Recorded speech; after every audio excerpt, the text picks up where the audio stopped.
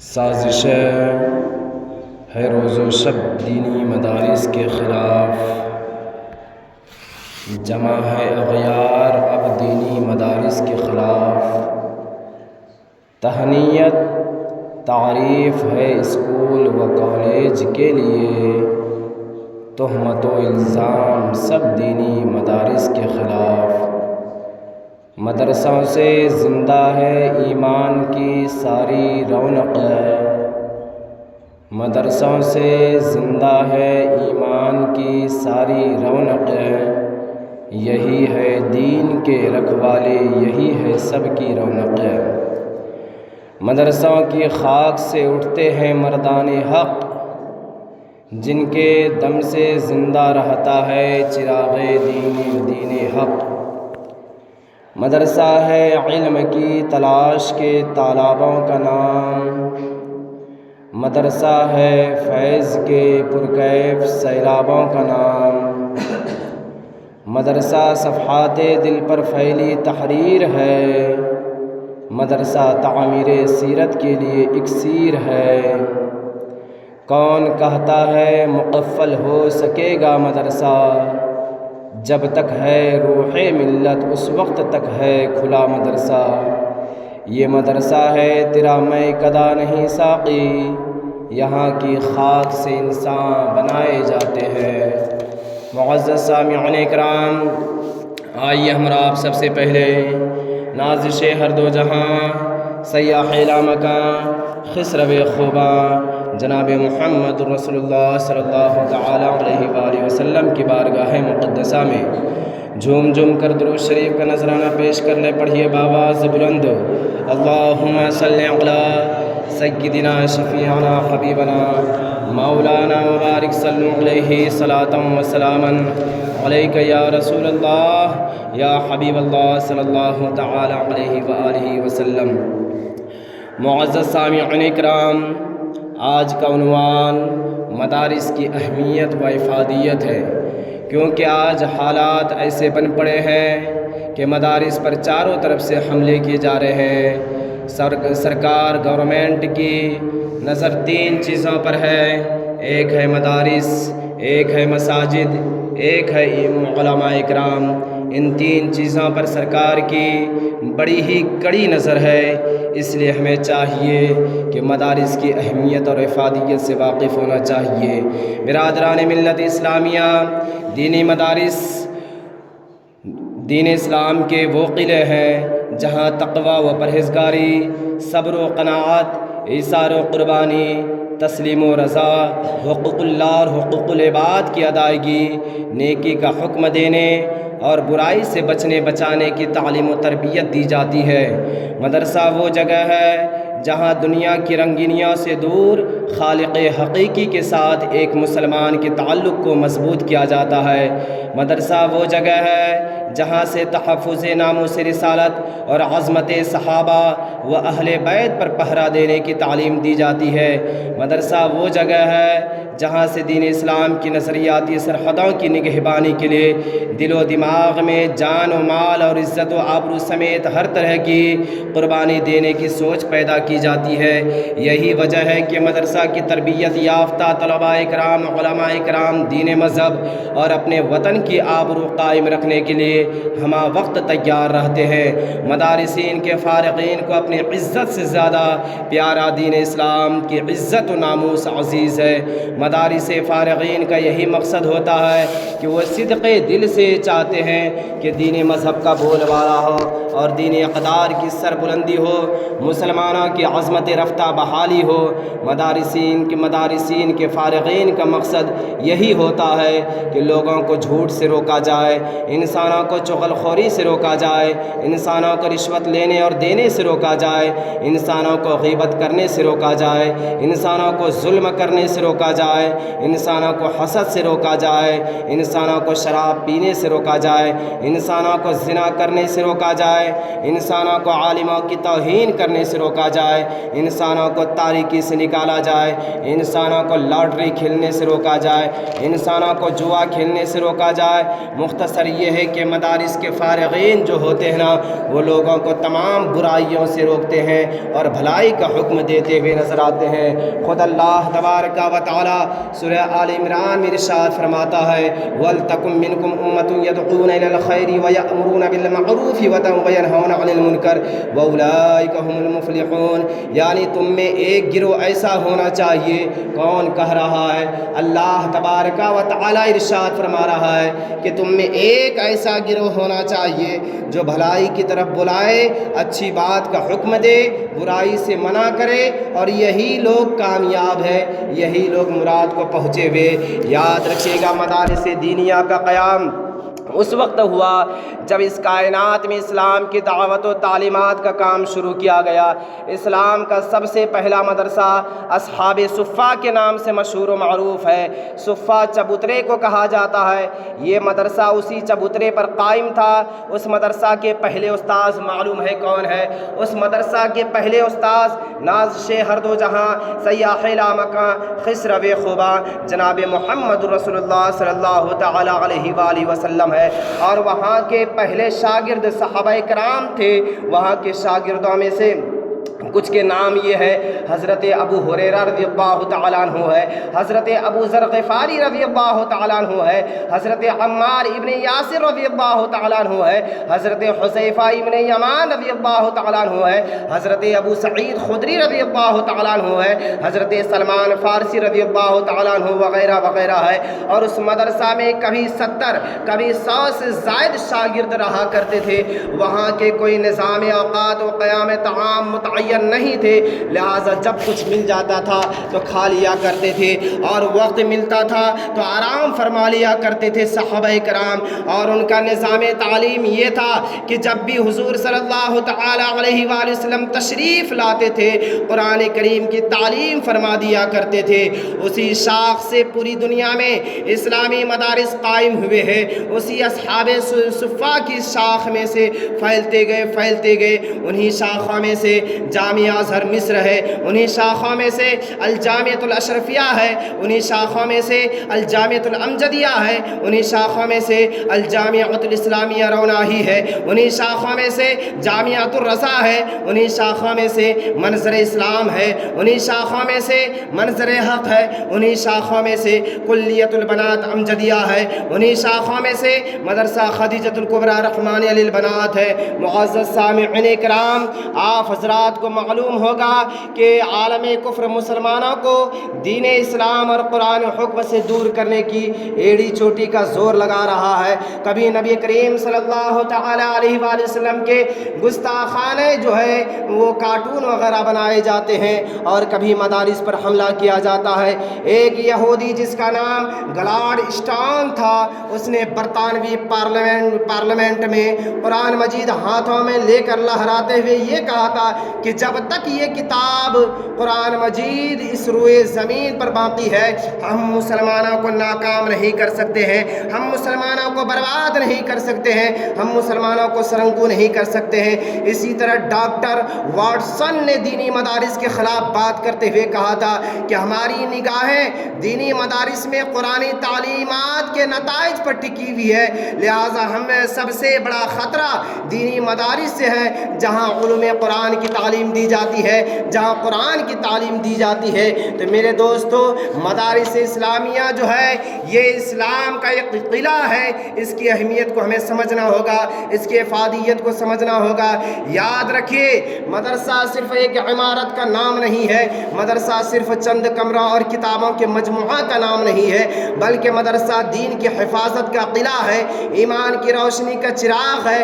مدرسہ رسول اللہ صلی اللہ تعالی علیہ وآلہ وسلم کی وراثت ریاست علم کا امین ہے۔ مدرسہ کا کردار کیا رہا ہے؟ جب دنیا مادیت کی طرف دوڑ رہی تھی، جب اخلاق کمزور ہو رہے تھے، جب دین کو پس پشت ڈالا جا رہا تھا، تب بھی مدارس نے قرآن کی تلاوت کو زندہ رکھا، حدیث کی تعلیم کو محفوظ رکھا، فقہ اور شریعت کے چراغ کو روشن رکھا۔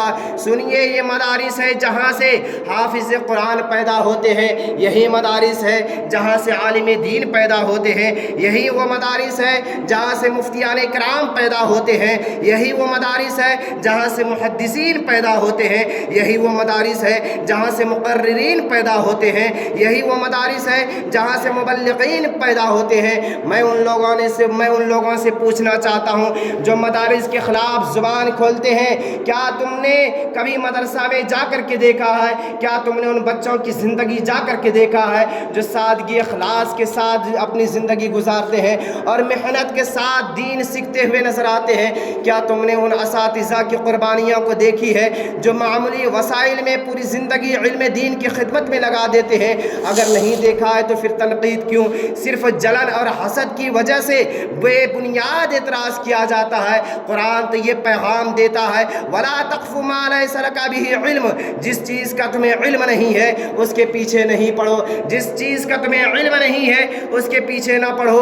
اور حضور فقیہ ملت مفتی جلال الدین احمد امجدی علیہ رحمت و رضوان فتاوی فیض الرسول جلد 2 صفحہ نمبر 668 میں ارشاد فرماتے ہیں کہ جو لوگ کہ دینی کام کرنے والوں کی عزت بگاڑنے کے در پہ ہو جاتے ہیں، وہ شیطان کے مددگار، ظالم و جفاکار، حق العبد میں گرفتار اور مستحق عذاب نار ہیں۔ مسلمانوں پر لازم ہے کہ ایسے لوگوں کا ساتھ نہ دے بلکہ ان کا بائیکاٹ کرے، ورنہ وہ بھی گناہگار ہو جائے گا۔ اللہ اکبر! یہ کون فرما رہے ہیں؟ حضور فقیہ ملت مفتی جلال الدین احمد امجدی علیہ رحمہ فرما رہے ہیں۔ کون سی کتاب میں فرما رہے ہیں؟ فتاوی فیض الرسول جلد 2 صفحہ نمبر 668 میں فرما رہے ہیں۔ ذرا سا آپ تصور کیجئے، اگر مدارس نہ ہوتے تو ہمارا کیا حال ہوتا؟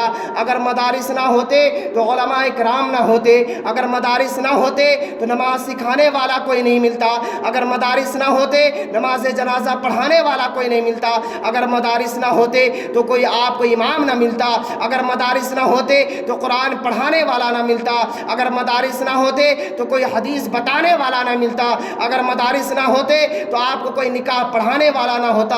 یہ مدارس ہی کا فیضان ہے جو آپ کا ایمان محفوظ ہے، یہ مدارس ہی کا فیضان ہے جو آج آپ کو نماز پڑھانے والا مل رہا ہے، یہ مدارس ہی کا فیضان ہے جو آپ مسجدوں کی مینارت دیکھتے ہوئے نظر آ رہے ہیں، یہ مدارس کا ہی فیضان ہے جو قرآن کی تفسیر کرتے ہوئے نظر آ رہے ہیں، یہ مدارس کا ہی فیضان ہے جو لوگوں کو حلال و حرام کی تمیز کرتے ہوئے نظر آ رہے ہیں اور لوگوں کو بتاتے ہوئے نظر آ رہے ہیں۔ اس لیے ہمیں چاہیے کہ انہی مدارس نے ہمیں جو ہے علماء کرام کو پیدا کیا ہے، انہی مدارس کی وجہ سے آج ہمارا ایمان محفوظ ہے۔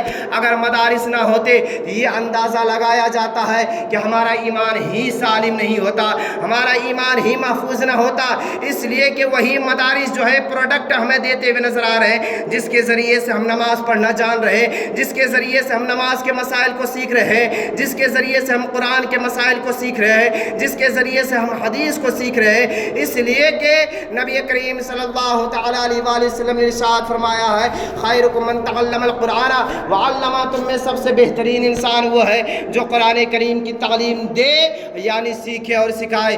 اس لیے کہ ان مدارس سے علماء کرام پیدا ہوتے ہوئے نظر آتے ہیں، اور وہ علماء کرام جس کے بارے میں اللہ تبارک و تعالیٰ نے قرآن میں ارشاد فرمایا ہے، انما یخشی اللہ من عباد العلماء، کہ اس کے بندوں میں اللہ تعالیٰ سے وہی ڈرتے ہیں جو علم والے ہیں۔ کہیں بھی ارشاد فرمایا گیا ہے، یرفع اللہ الذین آمنوا منکم الذین اوتوا العلم درجات، کہ اللہ تبارک و تعالیٰ تمہارے ایمان والوں کے اور ان کے جن کو علم دیا گیا ہے درجے کو بلند فرمائے گا۔ کہیں پہ اللہ تبارک و تعالیٰ نے انہی علماء کرام کے بارے میں ارشاد فرمایا ہے، قل هل يستوي الذین یعلمون والذین لا یعلمون، اے محبوب آپ فرما دیجئے کہ عالم اور جاہل برابر ہو سکتے ہیں؟ یعنی ہرگز برابر نہیں ہو سکتے ہیں۔ معزز سامعین کرام، حضور صلی اللہ تعالیٰ علیہ وآلہ وسلم نے انہی علماء کرام کے بارے میں ارشاد فرمایا تھا کہ العلماء ورثۃ الانبیاء، علماء کرام انبیاء کرام کے وارث ہیں۔ حضور صلی اللہ تعالیٰ علیہ وآلہ وسلم نے کہیں ارشاد فرمایا علماء امتی کا انبیاء بنی اسرائیل، یعنی میری امت کے علماء بنی اسرائیل کے نبیوں کی طرح ہے۔ کہیں بھی ارشاد حضور صلی اللہ تعالیٰ علیہ وسلم نے ارشاد فرمایا من زار عالما فکانما زارنی، جس نے کسی عالم کی زیارت کی گویا اس نے میری زیارت کی ہے۔ کہیں پہ ارشاد فرمایا من صافح عالما فکانما صافحنی، جس نے کسی عالم سے مصافحہ کیا گویا اس نے مجھ سے مصافحہ کیا۔ اور ارشاد فرمایا ہے ومن جالس عالما فکانما جالسنی، جو کسی عالم کی مجلس میں بیٹھا گویا کہ وہ میری مجلس میں بیٹھا۔ اور حضور صلی اللہ تعالیٰ علیہ وآلہ وسلم ارشاد فرماتے ہیں ومن جالسنی اجلسہ اللہ یوم القیامہ فی الجنہ، اور جو میری مجلس میں بیٹھے گا اللہ تبارک و تعالیٰ اسے بروز قیامت جنت میں بیٹھائے گا۔ کہیں پہ ارشاد فرمایا ہے فقیہ واحد اشد علی الشیطان من الف عابد، کہ ایک عالم شیطان پر 1000 عابدوں سے زیادہ بھاری ہے۔ کہیں پہ ارشاد فرمایا تدارس العلم ساعۃ من اللیل خیر من احیائها، رات میں ایک گھڑی علم دین حاصل کرنا رات بھر کی عبادت سے بہتر ہے۔ کہیں پہ ہمارے نبی نے ارشاد فرمایا العلم حیات الاسلام و عماد الدین، علم اسلام کی زندگی ہے اور دین کا کھمبا ہے۔ کہیں پہ نبی نے ارشاد فرمایا العلم خیر من العبادہ، علم عبادت سے بہتر ہے۔ اور نبی کریم صلی اللہ تعالیٰ علیہ وآلہ وسلم ارشاد فرماتے ہیں لکل شیء طریق و طریق الجنت العلم، ہر چیز کا ایک راستہ ہوتا ہے اور جنت کا راستہ علم ہے۔ کہیں پہ ارشاد فرمایا من سار بالعلم حیا لم یمت ابدا، جو علم کی وجہ سے زندہ ہو گیا وہ کبھی نہیں مرے گا۔ اور نبی کریم صلی اللہ تعالیٰ علیہ وآلہ وسلم نے ارشاد فرمایا ہے من خرج فی طلب العلم فهو فی سبیل اللہ حتی یرجع، جو علم کی تلاش میں رہتا ہے وہ اللہ تبارک و تعالیٰ کی راہ میں رہتا ہے۔ بخاری شریف کی حدیث شریف ہے، یاد رکھیے گا کوئی بھی انسان عالم ایسے ہی نہیں بن جاتا ہے، اسی وقت عالم بنتا ہے جب اللہ تبارک و تعالیٰ کی بھلائی اس کے ساتھ رہتی ہے۔ یہ ایسی ویسی بات نہیں ہے، بلکہ قرآن شریف کے بعد تمام صحیح کتابوں میں سب سے بہتر اور مستند کتاب، سب سے صحیح کتاب جو مانی جاتی ہے وہ بخاری شریف مانی جاتی ہے۔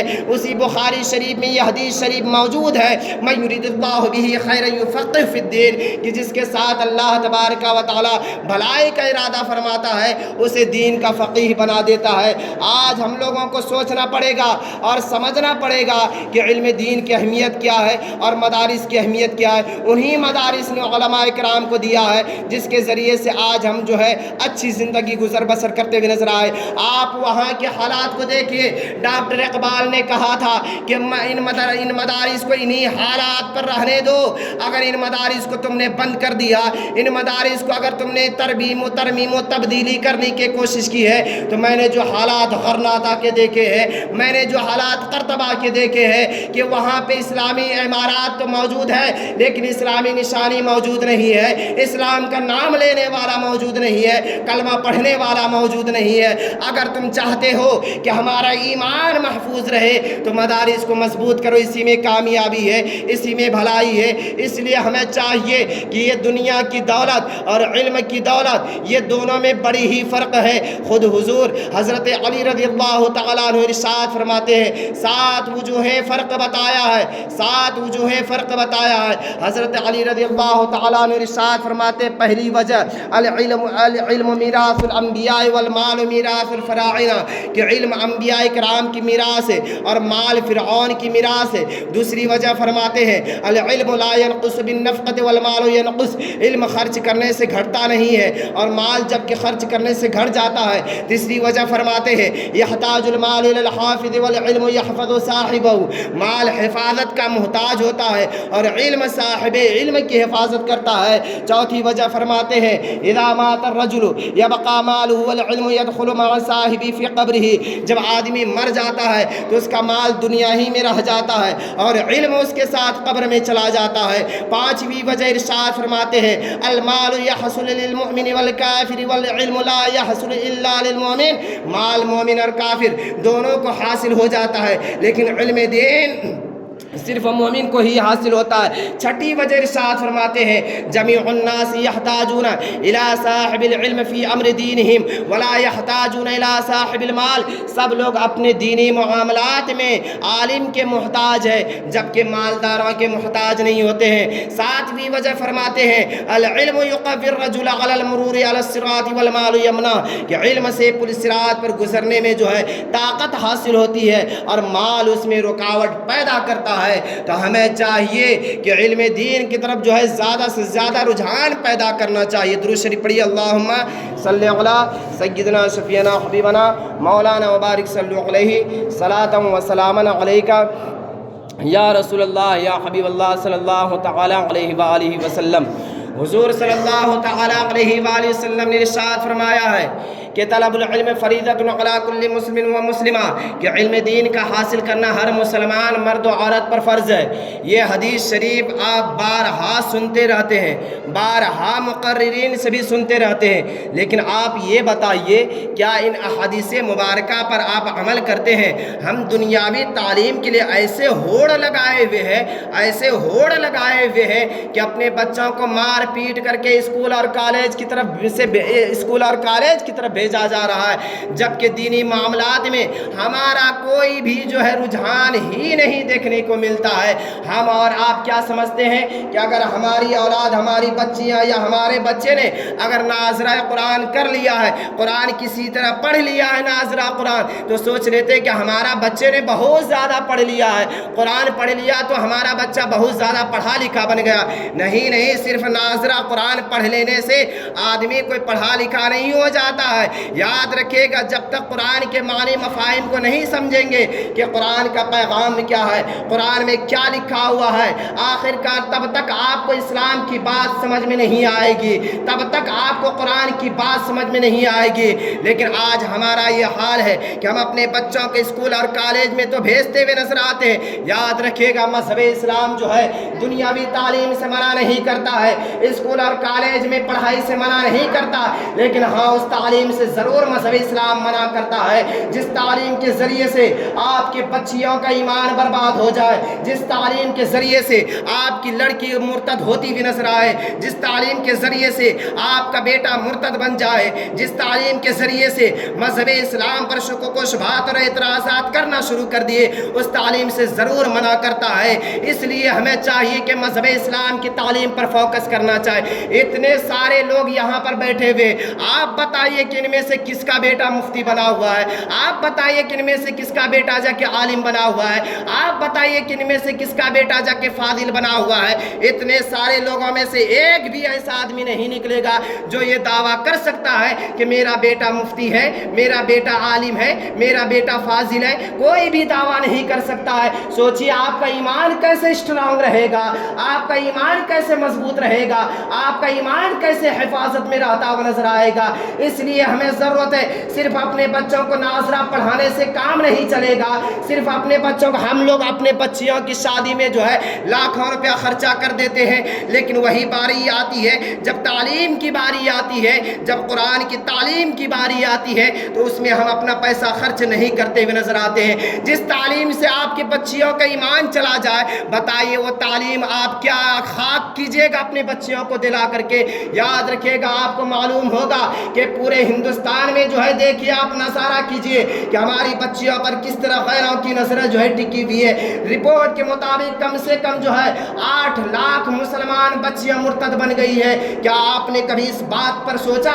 کبھی آپ کو اس بات پر افسوس بھی نہیں ہوتا ہے کہ آخر کار وہ جو بچی، ہماری بچی مسلمان سے غیر مسلم بن گئی ہے؟ کبھی آپ نے اس پر جا کے تنہائی میں بیٹھ کر سوچتے ارے فلاں کی بیٹی بھاگ گئی، بھاگنے دو، سوچتے ارے اس کی بیٹی چلی گئی، چلے جانے دو، کیا ہوا، چلی گئی تو چلی گئی ہے۔ یاد رکھے گا، جب کسی قوم مسلم کی ایک بچی اگر مرتد ہو جاتی ہے، یہ پورے بحیثیت مسلم جو ہے، بحیثیت قوم مسلم سب کی ذمہ داری بنتی ہے کہ اس کے لیے کوئی نہ کوئی کام، کوئی نہ کوئی جا کے طریقہ ڈھونڈنا پڑے گا جس کے لیے آپ کی بچیوں کا ایمان محفوظ ہو جائے گا۔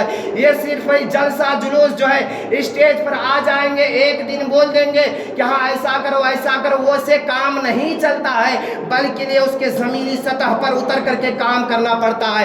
اللہ تبارک و تعالیٰ نے بہت سارے لوگوں کو پیسہ سے نوازا ہے، مال و دولت سے نوازا ہے، کیوں نہیں کام کرتے ہیں کہ اسلامی کالج کھولا جائے، اسلامی اسکول کھولا جائے، جہاں پہ ہماری بچیاں جو ہے ایک دم باحجاب بانقاب جا کر کے اسلامی تعلیم کرے؟ کیوں نہیں ایسا کام کرتے ہیں؟ جو آپ کی بچیاں اسلام کے دائرے میں رہ کر کے، اپنا حجاب کے دائرے میں رہ کر کے وہ جا کے تعلیم حاصل کرتے ہوئے نظر آئے، اور وہ بچی ڈاکٹر بنتی ہوئی نظر آئے، وہ بچی IAS بنتی ہوئی نظر آئے، وہ بچی IPS بنتی ہوئی نظر آئے؟ کیوں نہیں آپ ایسا کام کرتے ہیں؟ لیکن جب بات آتی مذہب اسلام کی، جب بات آتی مدارس کی، تو اس میں لوگ انگلیاں کرتے ہوئے نظر آتے ہیں۔ یاد رکھے گا، اس کو اپنے ایمان کے بارے میں سوچنا چاہیے کہ ہم کیا کام کر رہے ہیں، کیونکہ قرآن کی تعلیم سے روکنا، حدیث کی تعلیم سے روکنا، فقہ کی تعلیم سے روکنا، یہ اس کے ایمان میں جو ہے خرابی ہونے کی دلیل ہوتی ہوئی نظر آتی ہے۔ اس لیے ہمیں چاہیے، آپ کو یہ بحیثیت مسلم جو ہے، آپ کو اس بات پر غور و فکر کرنا ہوگا کہ ہمارا بچہ جا کے غیروں کے ساتھ آج کیسے سمبند بناتے ہوئے نظر آ رہے ہیں۔ آپ اس کے بارے میں کبھی سوچتے؟ صرف سوچتے کہ ہم نے کھا لیا پی لیا پہ ایسی زندگی گزارنے مر گئے، ہو گیا کام؟ یاد رکھے گا، وما خلقت الجن والانس الا لیعبدون کے تحت آپ کو سوچنا پڑے گا، آپ کو غور و فکر کرنا پڑے گا۔ صرف کھانا پینا یہ ایسا کام تو جانور بھی کر لیتے، وہ بھی کھا لے رہا ہے، وہ بھی پی لے رہا ہے، پھر اس میں اور ہمارے میں کیا فرق رہ جائے گا؟ ہمارے اس میں کیا ڈیفرنس رہ جائے گا؟ اس نے بھی کھایا پیا اور ایک دن مر گیا، جانور بھی کھاتا پیتا اور ایک دن مر جاتا۔ اگر وہی کام انسان کرے گا، کھائے پیے گا، مر جائے گا، تو آخر کار ہماری زندگی کا مقصد کیا ہو جائے گا؟ یہی کھانا پینا ہماری زندگی کا مقصد ہے؟ نہیں، بلکہ اللہ تبارک و تعالیٰ فرماتا ہے وما خلقت الجن والانس الا لیعبدون، کہ ہم نے تمہیں عبادت کے لیے پیدا فرمایا، جنات اور انسانوں کو صرف اور صرف عبادت کے لیے پیدا فرمایا۔ جب ہم مذہب اسلام کے دائرے میں رہ کر کے اگر ہم جا کے قرآن کی تعلیمات کو فروغ دیں گے تو ایک دن مذہب اسلام بڑھتا ہوا نظر آئے گا اور قرآن کی تعلیمات پھیلتی ہوئی نظر آئے گی۔ آج جو اپنے آپ کو کہتے تھے کہ ہم بہت بڑے آدمی ہیں، ہم بہت اچھے آدمی ہیں، آج آپ دیکھیے اس کا نام جا کے ایپسٹین فائل میں نظر ہوتا ہوا نظر آ رہا ہے کہ وہ لوگ جب سب سے بڑے عیاش قسم کے انسان بنتے ہوئے دکھائی دے رہے، جو اپنے آپ کو سب سے اچھا انسان دنیا کے سامنے پرموٹ کرتا تھا کہ ہم سب سے اچھا انسان، ہم سب سے اچھا انسان، اور دنیا والے اس کو فالو بھی کرتے ہوئے نظر آتے تھے، لیکن آج اس کی عیاشی اور بدکاری اور فحاشی جا کر کے ایک ایپسٹین فائل نے کھول کر کے رکھ دیا۔ سوچئے آج وہ بڑے بڑے جو لکھ پتی ہے، ارب پتی ہے، کروڑ پتی ہے، کھرب پتی ہے، وہ انسان صرف ایک فائل کھلنے سے اتنا ڈر گیا ہے، اتنا ڈر گیا ہے۔ تو سوچئے آپ اپنے اعمال کے بارے میں غور و فکر کیجئے، کل جب میدان محشر میں، کل جب قیامت کے دن آپ کا اعمال کھلے گا، جب آپ کے ہاتھ میں دیا جائے گا سیاہ اعمال کا لیٹر دیا جائے گا، نامہ اعمال دیا جائے گا اور نیکیوں کا اعمال دیا جائے گا، اس دن کتنی شرمندگی ہوگی، وہاں تو سارے لوگ رہیں گے۔ اس لیے ہمیں چاہیے جو اللہ تبارک و تعالیٰ نے ارشاد فرمایا ہے وَلْتَكُن مِّنكُمْ أُمَّةٌ يَدْعُونَ إِلَى الْخَيْرِ، کہ تم میں سے ایک ایسا گروہ ہونا چاہیے جو لوگوں کے خیر کی طرف دعوت دیتے ہوئے نظر آئے۔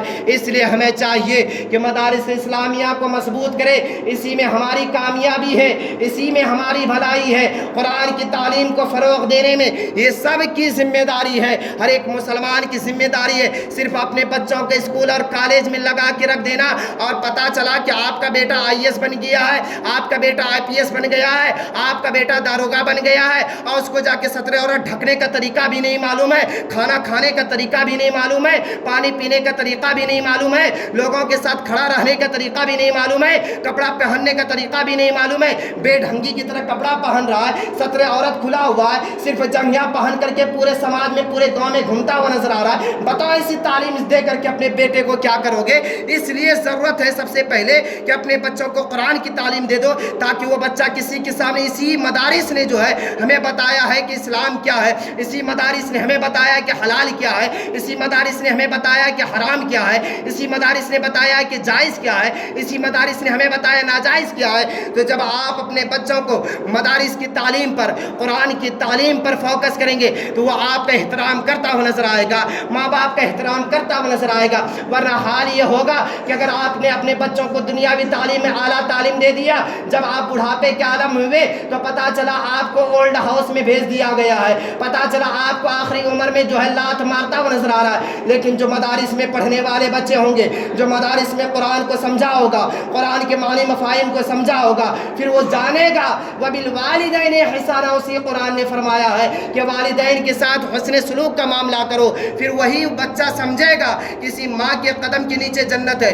وہی بچہ سمجھے گا کہ جھوٹ بولنا گناہ ہے، وہی بچہ سمجھے گا زنا کرنا گناہ ہے، وہی بچہ سمجھے گا کہ غیبت چغلی وغیرہ کرنا گناہ ہے۔ اس لیے ہمیں ضرورت آج اس بات کی جو ہے بے پناہ ضرورت ہے کہ قرآن کی تعلیم کو پھیلایا جائے، قرآن کی تعلیم کو عام کیا جائے۔ یہ صرف جا کے قرآن پڑھ لینے سے ہم سوچتے کہ ناظرہ قرآن پڑھ لیا، قرآن کی کسی طرح الحمدللہ سے لے کر کے والناس تک پڑھ لیا دیکھ کر کے تو ہمارا بہت بڑا کام ہے۔ بلا شک و شبہ نبی کریم صلی اللہ تعالی علیہ وآلہ وسلم نے ارشاد فرمایا اگر قرآن کا ایک حرف کسی نے پڑھ لیا ہے تو اس کے نامہ اعمال میں 10 نیکیاں لکھی جائے گی۔ ہمارے نبی نے بلا شک و شبہ فرمایا ہے کہ الف لام میم یہ ایک حرف نہیں ہے بلکہ الف ایک حرف ہے، لام ایک حرف ہے، میم ایک حرف ہے۔ گویا جس نے الف لام میم پڑھ لیا اس کے نامہ اعمال میں 30 نیکیاں لکھی جائے گی۔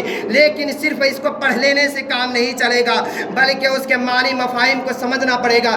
جیسے الحمدللہ رب العالمین ہے، یہ الرحمن الرحیم ہے، یہ پورے قرآن میں جو موجود ہے اللہ تبارک و تعالیٰ کی آیتیں ہیں، تو اس الحمدللہ رب العالمین میں رب تبارک و تعالیٰ کیا فرما رہا ہے؟ قل اعوذ برب الناس میں اللہ تبارک و تعالیٰ کیا فرما رہا ہے؟ قل هو اللہ احد میں اللہ تبارک و تعالیٰ کیا فرما رہا ہے؟ پورے قرآن میں کیا کہا گیا؟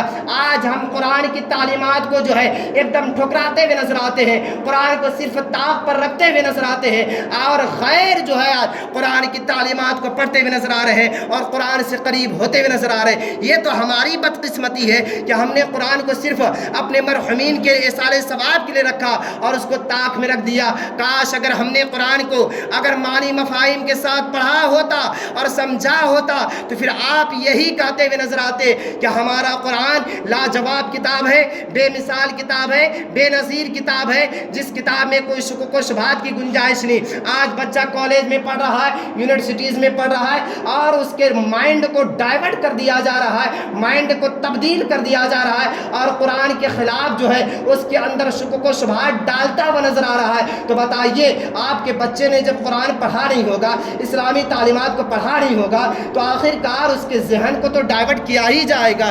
اس لیے آج اس بات کی ضرورت ہے ہمیں اور آپ کو، سب سے زیادہ اس بات کی ضرورت ہے کہ اس پرفتن دور میں اپنے بچوں کو اسلامی تعلیمات سے جو ہے واقف کرائیے۔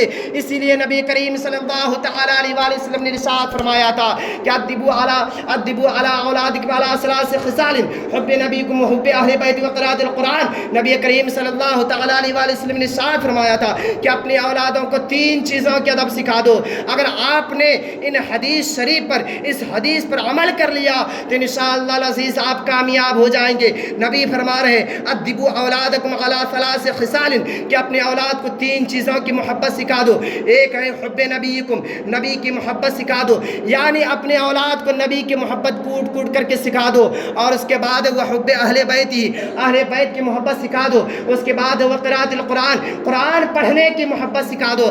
آج ہم اگر ان 3 چیزوں پر عمل کر لیں گے جو نبی کریم صلی اللہ تعالی علیہ وآلہ وسلم نے ارشاد فرمایا ہے تو آپ یہاں بھی کامیاب رہیں گے، آخرت میں بھی کامیاب رہیں گے۔ یہاں بھی آپ کی زندگی اچھی گزرے گی، آخرت میں بھی آپ کی زندگی اچھی گزرے گی۔ اسی لیے نبی نے ارشاد فرمایا ہے کہ کن عالما و متعلما و مستمعا به و محبا منه ولا تكن الخامس فتهلك، کہ تم عالم بن جاؤ، اگر ایسا نہیں ہو پا رہا ہے تو طالب علم بن جاؤ، اگر ایسا بھی نہیں ہو پا رہا ہے تو عالم کی بات سننے والا بن جاؤ، اگر ایسا بھی نہیں ہو پا رہا ہے تو عالم سے محبت کرنے والا بن جاؤ۔ 5واں نہ بننا ورنہ ہلاک ہو جاؤ گے، برباد ہو جاؤ گے، تباہ و برباد ہو جاؤ گے۔ اس لیے ہمیں چاہیے کہ علم دین کو زیادہ سے زیادہ حاصل کرے، اسی میں ہماری کامیابی ہے، اسی میں ہماری